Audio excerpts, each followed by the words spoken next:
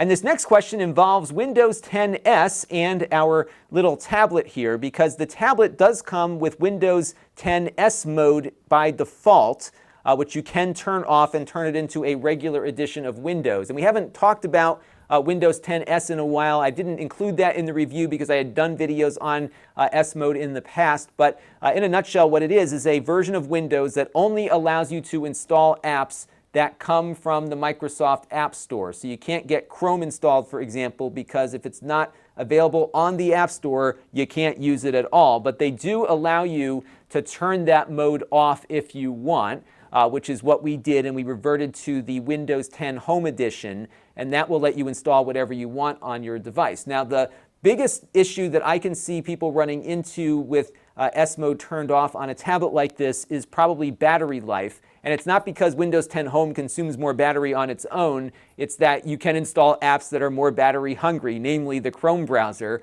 which does consume more energy than the Edge browser does. So if you do have Chrome running, you probably will see shorter battery life. I'm not sure exactly how much shorter, but it will make a bit of an impact there. And I'm sure there are other apps that install things that run in the background, for example, that might impact your battery life too. So just keep those things in mind when you are leaving S mode. You're going to have a little less control perhaps over what gets installed on your computer, but you of course will get more applications available to you.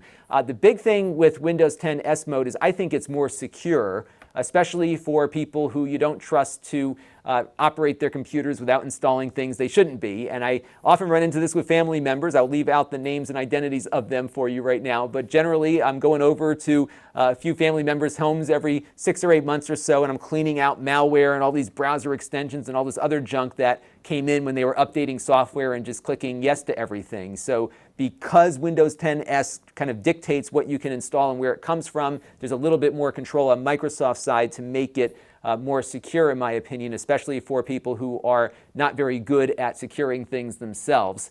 The other question involves Windows 10 Home versus Pro. I put the Home Edition on this one. Pro is really best suited for people in enterprise environments because it provides the ability to log into enterprise servers, which I believe the Home version lacks.